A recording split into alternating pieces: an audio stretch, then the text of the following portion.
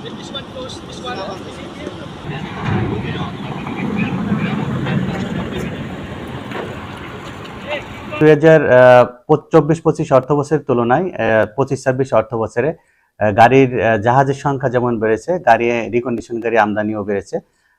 এই বছরের প্রথম 5.5 মাসে মোট 5,244 ইউনিট রিকন্ডিশন গাড়ি বন্দরে এসেছে এবং 15টি জাহাজের মাধ্যমে এসেছে এই গাড়িগুলি। আমাদের এই বছর যেহেতু গাড়ির জাহাজ আগমন বৃদ্ধি পেয়েছে এবং গাড়ির সংখ্যা বৃদ্ধি পেয়েছে, সেই তুলনায় কিন্তু আমাদের রাজস্ব আয় কিন্তু তুলনামূলকভাবে বেড়েছে।